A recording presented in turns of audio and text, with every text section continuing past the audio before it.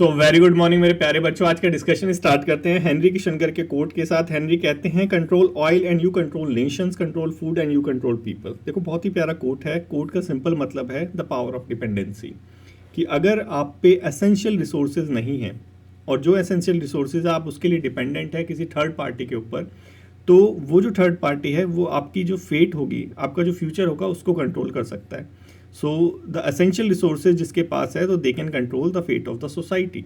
यही कुछ मतलब है हेनरी किशनगर के कोट का। ठीक है कि अगर आप कंट्रोल कर लेते हैं ऑयल को तो आप कंट्रोल कर सकते हैं किसको, नेशंस को। मतलब कि अगर क्रिटिकल मिनरल्स, ठीक है, एक कंट्री को किसी मिनरल्स की, किसी रिसोर्सेज की अगर डिमांड है, नीड है, यूज़ करता है, अगर आप उस रिसोर्स को कंट्रोल कर लेते हैं तो आप उस नेशन को कंट्रोल कर सकते हैं। जैसे अगर आप बात करें, अगर इंटरनेशनल रिलेशन में आप देखेंगे तो इस कोड को बहुत ज़्यादा रिलेवेंट पाएंगे। क्यों जो चाइना है वो सीपैक बना रहा है, क्यों जो चाइना है वो सीपैक बना रहा है, क्योंकि इंडिया जो है उसके जो मलक्का स्ट्रेट है, अगर मलक्का स्ट्रेट को इंडिया ने कंट्रोल कर लिया है तो हम चाइना को कंट्रोल कर सकते हैं कहीं ना कहीं। तो इसको कहीं ना कहीं जो है वो डाइवर्ट करने के लिए एक ऑल अल्टरनेटिव चाइना के लिए क्या है, सीपैक की। अगर ये कंट्रोल हो गया तो वो सीपैक चाइना जो है पाकिस्तान के थ्रू इंडियन ओशन रीजन में आ सकता है। ठीक है, दूसरा अलग भी डायमेंशन है, लेकिन ये कहीं ना कहीं एक डायमेंशन वहाँ पे आता है कि इंडिया चाइना रिलेशन की बात कर लो तो इंडिया जो है अपने क्रिटिकल मिनरल रिसोर्सेज के लिए चाइना पे डिपेंड है। तो यहाँ पे जो चाइना है वो इंडिया को कंट्रोल कर सकता है और वही कुछ कर रहा है, इसको हम देखेंगे एडिटोरियल के अंदर। और यहीं पे वो बता रखा है कि अगर आप फूड को कंट्रोल कर सकते हैं तो आप पीपल को कंट्रोल कर सकते हैं। इसका एक जीता जाता एग्जांपल आपको इजराइल में मिल जाएगा। इजराइल में, या मैं बोलूँ कि पैलेस्तीन में जो गाजा स्ट्रिप है वहाँ पे मिल जाएगा कि जहाँ फूड नहीं है वहाँ पे पीपल की क्या हालत होती है, लोगों की क्या हालत होती है, वहाँ देखने को मिल सकता है। ठीक है, तो यही कुछ मतलब है हमारे कोड का कि अगर आप पे एसेंशियल रिसोर्सेज नहीं है तो you can control the fate of a society. ये कुछ मतलब है इस कोड का। कितना रिलेवेंट है हमारे एडिटोरियल से, इसको थोड़ा सा अच्छे से समझेंगे। इंडिया चाइना रिलेशन, ई सप्लाई। ठीक है, अच्छा ये एडिटोरियल है काफ़ी, हमारे CAPF एग्ज़ाम के लिए बहुत इंपॉर्टेंट है, क्योंकि हमारे CAPF एग्ज़ाम के लिए कल हमने ऑलरेडी डिस्कस करा हुआ है एक इंडिया चाइना इशू का, जो डैम वाला जो इशू चल रहा था उसको डिस्कस करा था। तो ये काफ़ी इंपॉर्टेंट है इंडिया चाइना रिलेशन, और बार बार ही रिपीट हो रहा है, तो मोस्ट प्रोबेबिलिटी भी बन जाती है, प्रोबेबिलिटी भी बढ़ जाती है कि जो इंडिया चाइना रिलेशन है आपके ऐसे राइटिंग में आएगा। तो थोड़ा सा इसको हम बहुत ज़्यादा सीरियसली लेंगे इस टॉपिक को। ठीक है, तो चलो अपना डिस्कशन स्टार्ट करते हैं। एक और डायमेंशन ऐड करते हैं अपनी नॉलेज के अंदर, क्योंकि हमारा उद्देश्य क्या है बच्चों, अपने नॉलेज पूल को बढ़ाना, डे बाय डे बढ़ाना। ठीक है, तो चलो देर नहीं करते, स्टार्ट करते हैं। देखो आप सभी को पता है कि अभी रिसेंटली क्या हो रहा है, चाइना ने रिस्ट्रिक्शन लगा दी है। किस चीज़ पे रिस्ट्रिक्शन लगा दिया कि उसकी जो फैक्सकॉन जो फैसिलिटी है इंडिया के अंदर। फैक्सकॉन क्या चीज़ है, देखो फैक्सकॉन जो मेजर फैसिलिटी है जो एप्पल को जो है वो सप्लाई करवाती है, रिसोर्सेज सप्लाई करवाती है। ठीक है, तो चाइना ने क्या करा है, फैक्सकॉन चाइना की कंपनी है, तो फैक्सकॉन ने क्या करा है बेसिकली जो है इंजीनियर हो गए, जो चाइनीज़ इंजीनियर हो गए, जो चाइनीज़ टेक्नीशियंस हो गए, उनके ऊपर जो है रिस्ट्रिक्शन लगा दिए कि आप अब जो है इंडिया की जो फैसिलिटी है फैक्सकॉन, जो इंडिया के अंदर जो है इसकी कंपनी खुली हुई है फैक्सकॉन, वहाँ पे जो है चाइनीज़ इंजीनियर, चाइनीज़ टेक्नीशियन नहीं जाएंगे। क्यों नहीं जाएंगे इसको अभी देखेंगे। ठीक है, तो एक तो चीज़ ये करिए कि जो फैक्सकॉन प्लांट है वहाँ पे जो इंडिया में ट्रैवल करते हैं उसके इंजीनियर वगैरह, वो यहाँ पे जो है रिस्ट्रिक्ट कर दिया है। और जो ऑलरेडी काम कर रहे हैं इंडिया के अंदर उनको भी वापस बुला लिया है, और जो ऑलरेडी काम कर रहे हैं उनको भी वापस बुला लिया है। और जो क्रिटिकल मिनरल्स जाते हैं, मैन्युफैक्चरिंग इक्विपमेंट जाते हैं, जिसके लिए फैक्सिकॉन रिलाई है। ठीक है, फैक्सिकॉन को अपना जो काम है वो करना है। ठीक है, मैन्युफैक्चरिंग वगैरह करनी है, उसके लिए जो क्रिटिकल मैन्युफैक्चरिंग इक्विपमेंट चाहिए जो चाइना से इंपोर्ट करता है इंडिया, फैक्सकॉन करता है, फैक्सकॉन इंडिया में तो वो चाइना से इंपोर्ट करता है, तो उसके ऊपर भी रिस्ट्रिक्शन लगा दिया। तो कहीं ना कहीं यहाँ पे एक चीज़ हमें एकदम देखने को मिल रही है, क्या कि जो चाइना है वो अपनी मोनोपोली से वो क्या चाहता है कि वो हमारे यहाँ पे जो है हमारा जो इंडिया है, क्योंकि हमारा टारगेट है अपनी इंडिया को ग्लोबल मैन्युफैक्चरिंग हब बनाना, वो ना बन पाए अपनी मोनोपोली से, अपनी रिस्ट्रिक्शन से, ये कुछ करना चाहता है। तो देखो एक चीज़ मैं आपको बता दूं क्या, कि जो इंडिया है, ठीक है, चाइना ये क्यों कर रहा है, क्योंकि जो इंडिया है उसको वो जो है टेक्नीशियन जो है नॉलेज सप्लाई नहीं करना चाहता, नॉलेज सप्लाई नहीं करना चाहता, इक्विपमेंट सप्लाई नहीं करना चाहता, रिसोर्सेज सप्लाई नहीं करना चाहता, कि जो चाइना है वो चाहता नहीं है कि जो इंडिया है वो उसको रिप्लेस कर दे। क्योंकि आप सभी को पता है इंडिया ड्रीम रखता है वन चाइना पॉलिसी की, चाइना प्लस पॉलिसी की, ये जो हमने यहाँ पे भी लिखा है चाइना प्लस वन स्ट्रैटेजी। क्या चीज़ है चाइना प्लस वन स्ट्रैटेजी, कि जो इंडिया है इस स्ट्रैटेजी के थ्रू जो है चाइना का अल्टरनेटिव प्रोवाइड कराना चाहता है। चाइना मेजर जो है मैन्युफैक्चरिंग हब है। तो इंडिया क्या कर रहा है इस पॉलिसी के थ्रू, इसी पॉलिसी के अंदर हमारी वो PLI स्कीम वगैरह आती है, इंडिया क्या कर रहा है इसी पॉलिसी के थ्रू जो है वो मैन्युफैक्चरिंग जो ग्लोबल हब है, क्योंकि जो है USA और चाइना के बीच में ट्रेड वॉर चलती रहती है, अब और ज़्यादा चलेगी, तो जो मैन्युफैक्चरिंग्स है वहाँ से जो है वो निकल रही है बाहर, ठीक है। अब वो निकल के उनको सेफ हार्बर चाहिए, एक ऐसा स्थान चाहिए, ऐसा प्लेस चाहिए जहाँ पे वो अपनी मैन्युफैक्चरिंग कर सके। तो इंडिया जो है चाइना +1 स्ट्रैटेजी के थ्रू जो है चाइना का अल्टरनेटिव प्रोवाइड करा रहा है। और उसी में जो फैक्सकॉन है, जो एप्पल और फैक्सकॉन का टाई अप है, जो फैक्सकॉन है वो एप्पल कंपनी को जो है रिसोर्सेज प्रोवाइड कराती है, बेसिकली जो है प्रोडक्ट बना के देती है, अगर सिंपल लैंग्वेज में समझे तो। अब जो फैक्सकॉन है वो उसने अपना प्लांट जो है इंडिया में लगा लिया है, क्योंकि ये जो ट्रेड वॉर टैरिफ वॉर जो चल रही है उससे डिस्टर्ब होके अब यहाँ पे लगा लिया है, प्लांट चल गया है। लेकिन जो मैन्युफैक्चरिंग है उसके लिए जो रिसोर्सेज हैं, जो मशीन्स वगैरह हैं, जो आदमी वगैरह है, वो सारे चाइना से आते हैं, ठीक है। तो चाइना ने क्या करा है, इन्हीं पे रिस्ट्रिक्शन लगा दिए, यही चीज़ कुछ यहाँ पे बता रखी है। तो आई होप इतना समझ आ गया होगा। लेकिन चाइना ने ऐसा करा क्यों, ठीक है, चाइना ने ऐसा क्या करा, क्योंकि जो चाइना है वो ग्लोबल इलेक्ट्रॉनिक्स में डोमिनेंस करना चाहता है और उसको मेंटेन रखना चाहता है। क्योंकि हमने अभी देखा कृष्णावर ने क्या बोला था कि अगर आप पे मेजर रिसोर्सेज है तो you can control the country, ठीक है। तो यहाँ पे जो चाइना है वो ग्लोबल इलेक्ट्रॉनिक्स में अपना डोमिनेंस जो है इस्टेब्लिश करना चाहता है, मेंटेन रखना चाहता है, क्योंकि वो कंट्रोल करना चाहता है चीज़ों को, ठीक है।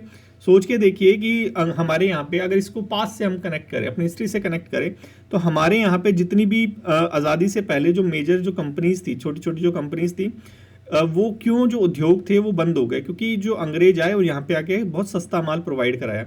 सेम चीज़ तो चाइना भी कर रहा है, चाइना बहुत सस्ता माल प्रोवाइड कर रहा है, इसकी वजह से जर्मनी में तो प्रॉब्लम आनी चालू हो गई है, ठीक है। वहाँ की जो कार कंपनी है उनका प्रोडक्शन बंद हो गया है, क्यों, क्योंकि चाइना जैसी चीप कार वो प्रोवाइड नहीं करा पा रहे। तो चाइना है बेसिकली अब जो है ग्लोबली डोमिनेंस इस्टेब्लिश करना चाहता है, उसके लिए ये चीज़ कर रहा है।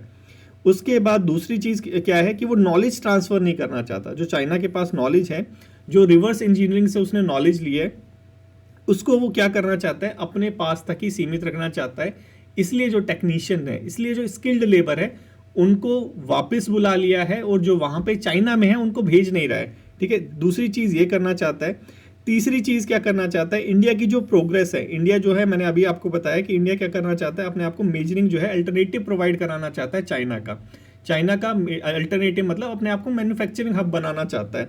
तो चाइना ये करके क्या कर रहा है, इंडिया की जो प्रोसेस है, इंडिया की जो प्रोसेस है मैन्युफैक्चरिंग हब बनने की, उसको स्लो करना चाहता है, ठीक है। उसके बाद क्या है, उसके बाद है कि जो अपनी जो ग्लोबल सप्लाई चेन में उसकी जो मोनोपोली है, उसमें क्या करना चाहता है, उसको वो मेंटेन करना चाहता है। यही सारी चीज़ें यहाँ पे बता रखी है कि इसलिए जो चाइना है उसने ये सारी चीज़ें करी है। हमने ये चीज़ें समझी भी हैं, हम पहले भी समझते आए हैं कि चाइना क्या करता है कि अपने रिसोर्सेज को, क्रिटिकल मिनरल्स उसके पास है, हमने देखा था डेली डिस्पैच में, तो वो क्या करता है, अपने इन रिसोर्सेज को एज अ वेपन यूज़ करता है। और उसी का ये एग्जाम्पल है, उसी का ये जो एडिटोरियल है, ये एग्जाम्पल है जो चाइना अभी कर रहा है।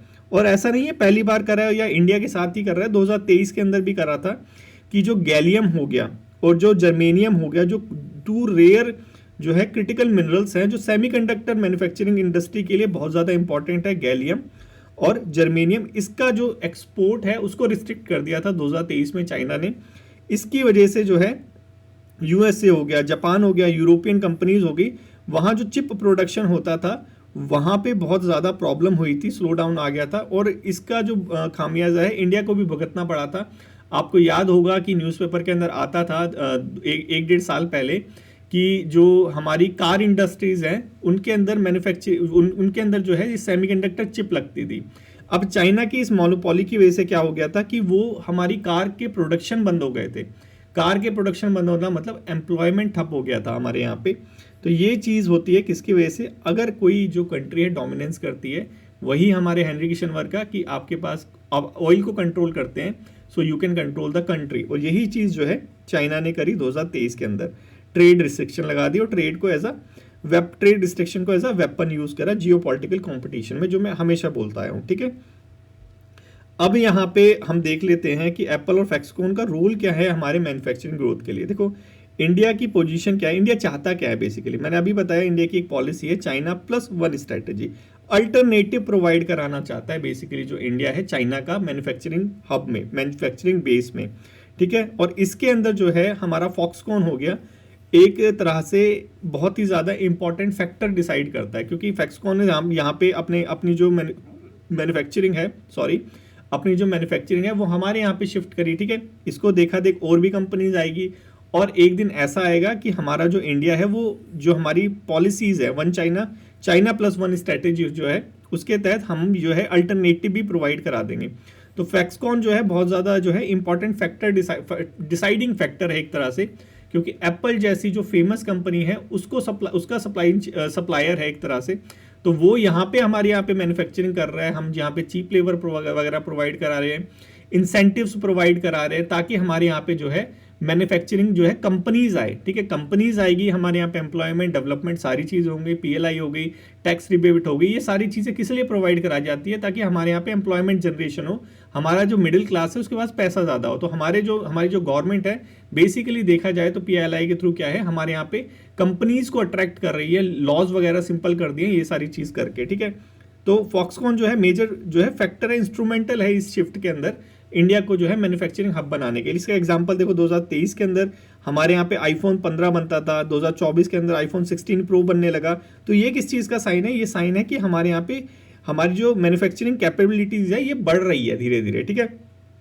23-24 के अंदर हमने 14 बिलियन जो है वर्थ के आईफोन बनाए थे, फॉक्सकॉन, पेंटागन, टाटा इलेक्ट्रॉनिक्स, ये सारे इनके थ्रू।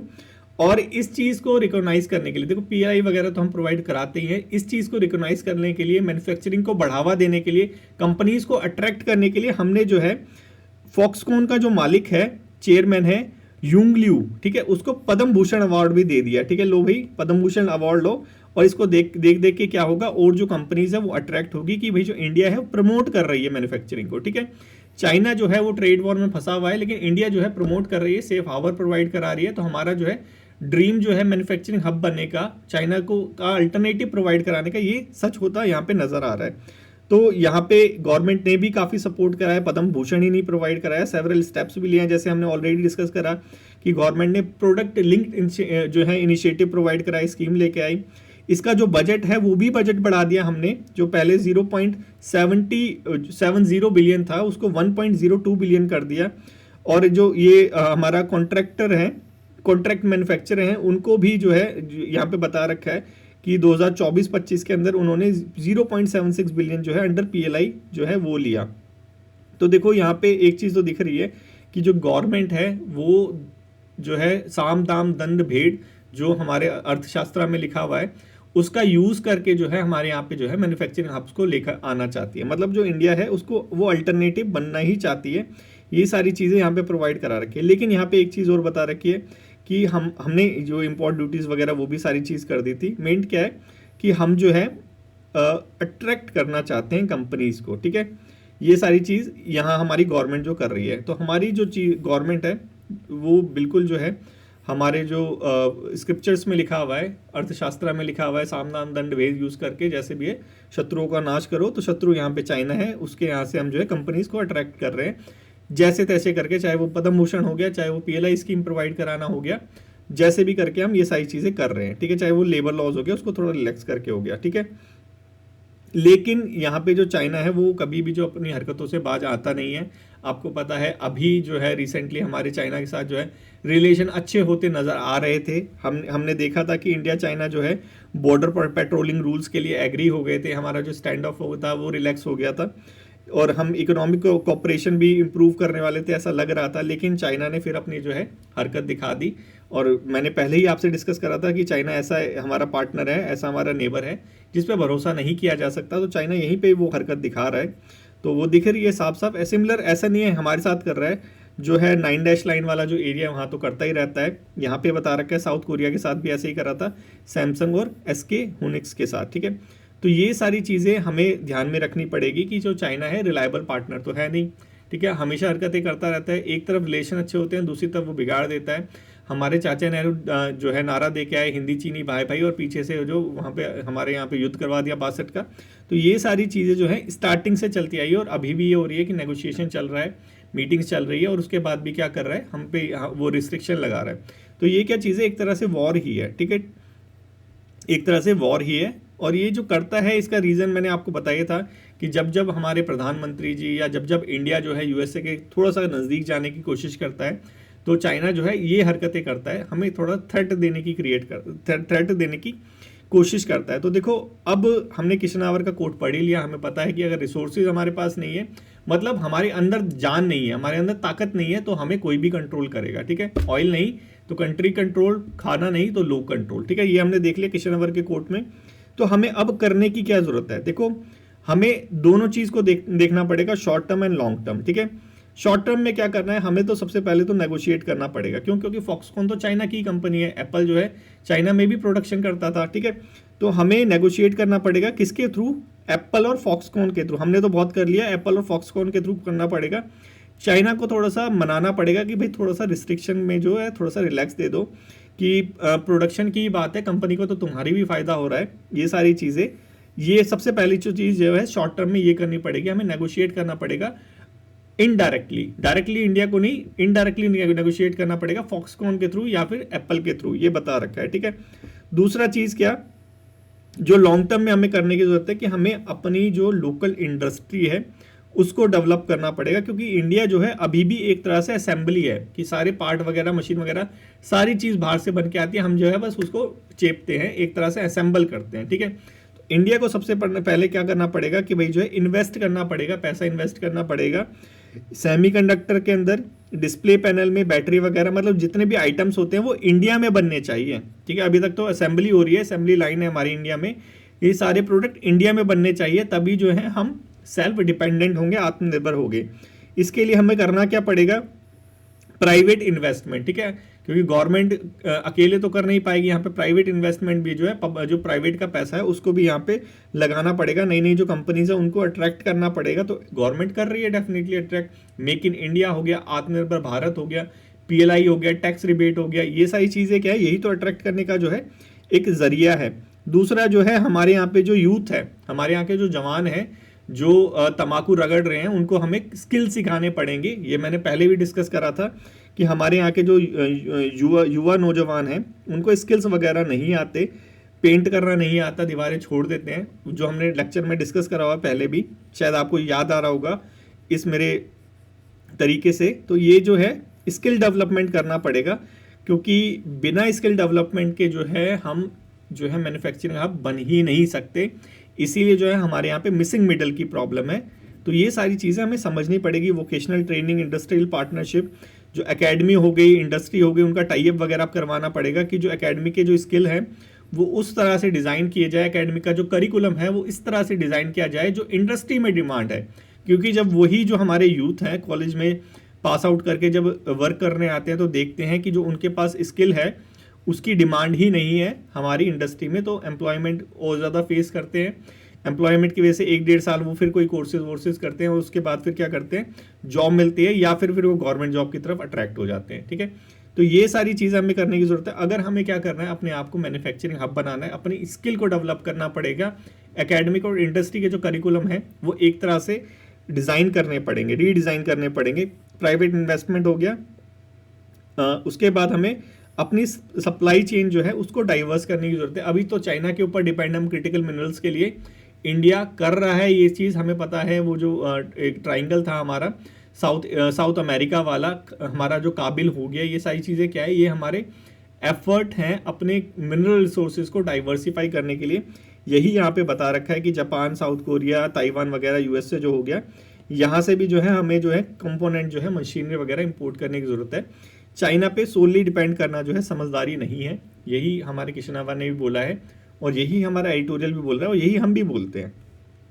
ठीक है, तो आई होप बच्चों आपको समझ आ गया होगा कि ये जो साइन दिख रहा है हमें ग्लोबल रिलेशंस में, जियो पॉलिटिक्स में, ये क्या है, कंपटीशन का साइन है। और इस कंपटीशन से अगर निपटना है तो हमें अपने आप को डेवलप करना पड़ेगा। ठीक है, किसी भी कंपटीशन से, चाहे वो CAPF का कंपटीशन हो, चाहे वो इंटरनेशनल रिलेशन का कंपटीशन हो, चाइना के साथ रिलेशन का कंपटीशन हो, अगर किसी भी कंपटीशन से निपटना है तो सिर्फ एक चीज़ करनी होगी, अपने आप को मजबूत करना पड़ेगा इंटरनली। और इंडिया कैसे मजबूत कर सकता है हमने ऑलरेडी देख लिया। प्राइवेट इन्वेस्टमेंट चाहिए, गवर्नमेंट इन्वेस्टमेंट चाहिए, स्किल डेवलपमेंट चाहिए, और अपनी अप्रोच को डाइवर्सिफाई करना पड़ेगा। ये सारी चीज़ें करेगा तो चाइना जो है वो ज़्यादा दिनों तक हमें इंडिया को जो है थ्रेट दे नहीं पाएगा, इंडिया की प्रोग्रेस जो है वो रोक नहीं पाएगा। और देखो एक चीज़ मैं यहाँ पे बोलना चाहूँगा कि इंडिया को इन सब चीज़ों की ज़रूरत है। क्यों ज़रूरत है, किन चीज़ों की मैं बात कर रहा हूँ। इंडिया को ज़रूरत है कि कोई उसको आईना दिखाए, क्योंकि इंडिया के अंदर पोटेंशियल है वो चीज़ का। अगर आप देखें ग्रीन रेवोल्यूशन के इससे पहले का टाइम सॉरी, अगर आप देखें ग्रीन रेवोल्यूशन से पहले का टाइम क्या हुआ था उस टाइम पे, देखो उस टाइम पे इंडिया जो था वो PL480 प्रोग्राम के तहत जो है यूएसए के ऊपर डिपेंड था। क्या था ये PL480 प्रोग्राम? ये प्रोग्राम था, हम वहाँ से अनाज लेते थे, हम जो है यूएसए से अनाज लेते थे, गेहूं वगैरह लेते थे, हमारे यहाँ पे फूड सिक्योरिटी नहीं थी।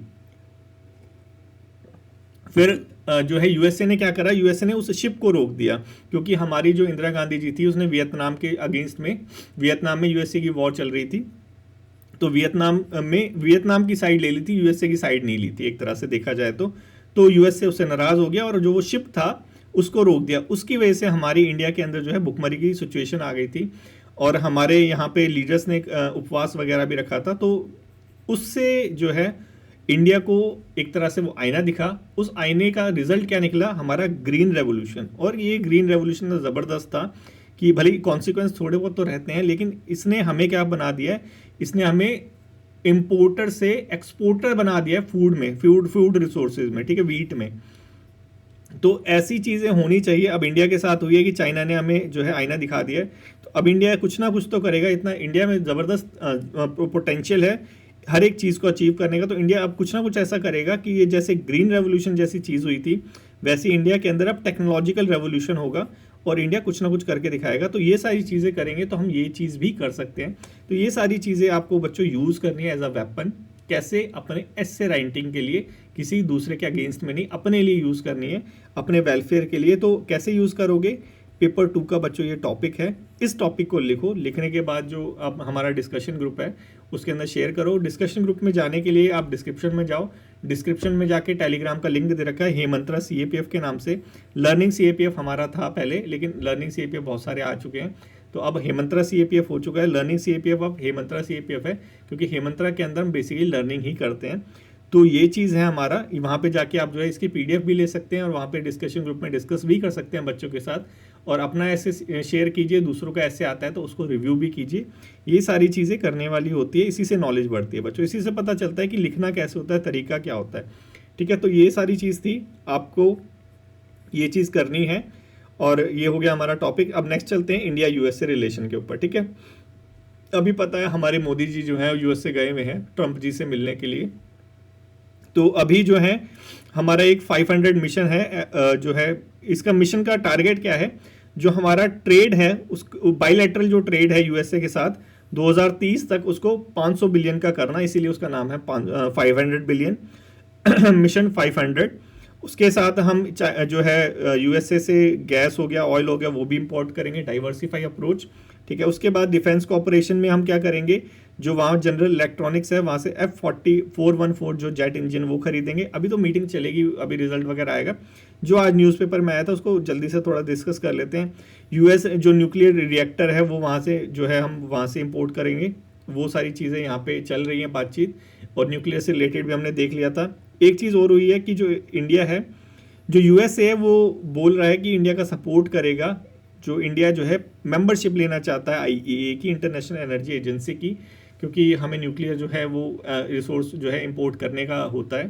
तो इसलिए अगर इसकी जो है मेंबरशिप मिलेगी तो हम इजीली जो है इंपोर्ट कर पाएंगे। उसके बाद जो है एक जो दूसरी चीज़ हुई है वो क्या, ट्रस्ट इनिशिएटिव जो है वो यहाँ पे लॉन्च किया गया है। ट्रस्ट इनिशिएटिव क्या है, बेसिकली सेमीकंडक्टर या फिर इलेक्ट्रॉनिक्स से रिलेटेड जो भी इमर्जिंग टेक्नोलॉजी होगी उसके लिए कॉपरेशन है। ठीक है, तो ये चीज़ है, दो तीन चीज़ें यहाँ पे दे रखी हैं। ये आता रहेगा अभी इंडिया USA का, जब तक लास्ट मीटिंग नहीं होगी उस दिन फाइनल लेके आएंगे, लेकिन हम थोड़ा थोड़ा दिमाग में डाल लेते हैं। ठीक है, कि 500 मिशन क्या होता है, ट्रस्ट इनिशिएटिव क्या चीज़ है, क्या क्या चीज़ें हो रही हैं, ये सारी चीज़ें as a further point use कर सकती है और पेपर 1 के अंदर भी बच्चों आ सकती है। तो दोनों ही एंगल से इसको देखेंगे हम, तो थोड़ा सा आता रहेगा, इसको देखेंगे। अभी तो इतना ही न्यूज़ था। ये क्वेश्चन नंबर हमारा 1 है बच्चों, इसको कमेंट बॉक्स के अंदर कमेंट करो, देखो तुम्हें आता है या नहीं आता। नेक्स्ट चलते हैं sports star of the year. ठीक है, हमारी जो मन्नू भाकर जी हैं, जो हमारी ओलंपिक मेडलिस्ट हैं, कौन से उसमें ओलंपिक मेडल मिला था इनको? शूटिंग में मिला था, ठीक है। हमने देखा था 1 अगस्त के शायद डेली डिस्पैच के अंदर देखा था, ओलंपिक में मिला था, पेरिस वाले ओलंपिक के अंदर इन्हें। तो इनको अभी क्या है, sport star of the year दे रखा है। किन्होंने दिया है? ये हमारे अमित शाह जी हो गए, उनके ये सुपुत्र हैं। उन्होंने जो है इनको जो अवार्ड दिया है, जय शाह जी ने, आईसीसी के चेयरमैन हैं। कहाँ पे दिया है? मुंबई में दिया है, ठीक है। तो ये है हमारा थोड़ा सा न्यूज़। इसको अभी आगे है, न्यूज़पेपर में काफ़ी सारा आया था, लेकिन ये थोड़ा सा अलग से था, तो इसको हमने यहाँ पे डिस्कस किया। फ्रंट पेज पे था, और फ्रंट पेज की न्यूज़ सबसे ज़्यादा इंपॉर्टेंट होती है। तो बच्चों क्वेश्चन नंबर 2 है, देखो आप इसको आंसर कर पा रहे हो या नहीं कर पा रहे। ऑल्थो जो इन्फॉर्मेशन है उससे रिलेटेड नहीं है, लेकिन फिर भी उससे रिलेटेड है, ठीक है। तो ये sport star of the year female award किसको मिला है? मन्नू भाकर को, ठीक है। किस कौन से स्पोर्ट से है? शूटिंग से है। कब मिला था इनको? मिला था पेरिस में। कौन सा अवार्ड मिला था? ब्रॉन्ज अवार्ड मिला था। तो ये थोड़ी इंफॉर्मेशन है, ऑलरेडी हमने डिस्कस कर रखी है, लेकिन फिर भी रिवाइज करेंगे, ठीक है।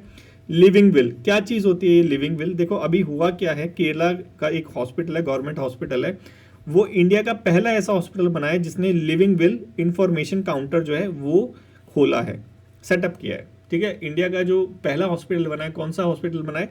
केरला का government hospital, medical college, government medical college, जिस कॉलम में जिसने पहला जो है लिविंग विल इंफॉर्मेशन काउंटर जो है खोला है। पर्पस क्या है? अवेयरनेस फैलाना।